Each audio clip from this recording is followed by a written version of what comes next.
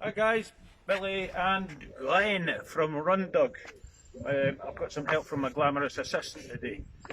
So, I've been promising putting more videos on, so Gail's told me not to waffle too much, so I'll try my best to fire through without too much waffle. So today's video is we're going to talk slightly about the balance of the harness and how the line angle will affect different types of harnesses. And so quickly onto the balance. As a harness designer, balance is really important. Now, just very quickly to help you understand that, most of you probably know what I'm talking about anyway, but with this type of harness you've got top and bottom pull. Alright, so when that's on the dog and it's pulled tight, what you don't want, if your angles and stuff are wrong, what you don't want is for when you pull it, for this bit here to start shifting up or down. Ideally when you pull on the harness there, and that's on the dog, it shouldn't shift, it should stay exactly the same like it does there.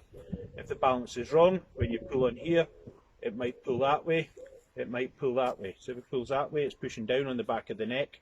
If you pull that tight and it starts pulling up, then it's pulling up into the dog's trachea. A lot of you will know what that sounds like when the dog's pulling against a harness that's pulling into his trachea. I don't need to go into any detail about that. So, right, so that's what we talk about when we're talking about balance, getting that bang on. Right, so how that affects the dog. Now, what I want you to do is picture these, think of these lines as being invisible. When the dog's pulling, most of its power is coming from this area.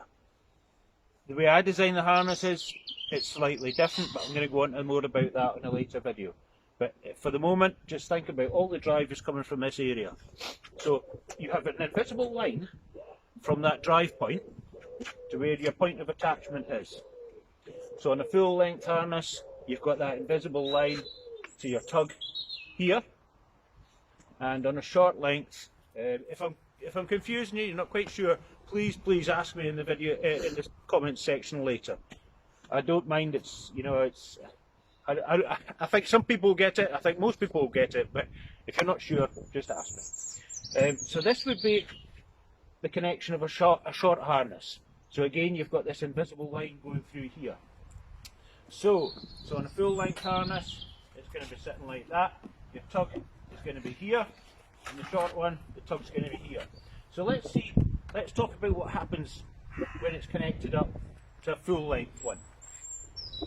Henry down in the, sorry, this is Henry. Henry's been with us a few years now. He helps me out with design and all that kind of thing. He's pretty handy. Right, Glenn, I need you to help me this time. Okay. So what I want you to do is just connect that tug, connect the snap to where the tug would go in the full length one. So that line, if that's a horizontal pull on that line, I'm going to work up the line a little bit, just so you can see what I'm talking about. If that's the angle of your line, granted it's going to be a little bit higher for canicross, even the rigs have got a higher pull point now, but say we're talking about an average between sled and a rig, so we're just going to run off this height. If you can see that, and you can see this line going through there, there's hardly any variation on it. It's hardly going to affect the 4 minutes Gail's telling me. It's hardly going to affect the pull of the harness at all. It's not going to, it's hardly going to, the position of the harness is hardly going to change at all. So we'll go into that position in a minute. So you can see it's pretty much a straight line, and if you also think about a full length X-back, it's coming up here, so there's a lot more structure to it.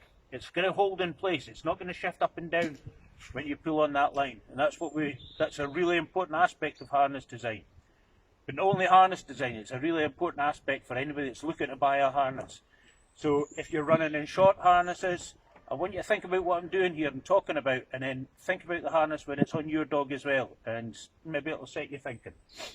Okay, so that's how it's going to affect the harness, hardly anything at all.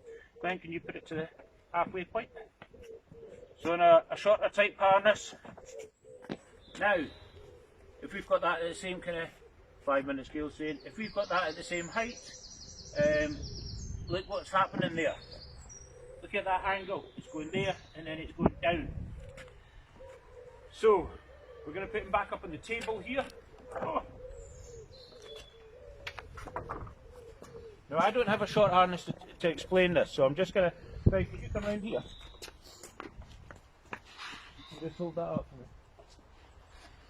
In fact, no, come round here. Come round here. And just hold that on there. And hold, oh, sorry, hold that in. You need to come out of the way of the camera though. Oh. There we go. Right, so what happens, hold that up a bit. That's it, no, just do that. That's it. So what happens when this pulls, right, so hold on, let's take it to there.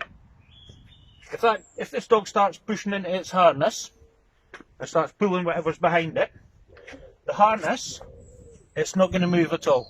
It's going to stay pretty much in the same height, the same position. Once we connect that onto a shorter harness, this is going to want to straighten out. It's going to, you know, as the dog pushes into it, the line pulls that way, this angle of pull is going to want to be the same as this one. But it can't be because it's going there. So what happens is the harness will rotate like that. And it can't do anything else. As soon as you pull on that, this harness is going to want to go like that. So that's why you lose all the balance on a short harness when the attachment is here. It's going to turn and it's going to pull up into the trachea. So I don't know how many of you are aware of that. Definitely worth thinking about. You know, with the type of dogs, with the type of harnesses you're using for the whatever kind of discipline in the sport you're wanting to take part in. For things like canicross with a higher pull point, you're still, because of this angle here, it's still going to pull against itself and it's still going to be pulling up into the air. Obviously with a lower pull point on a sled or anything like that, and I'm thinking long distance more than anything else here, you're really gonna, that's really gonna pull up into the trachea. All right, bye.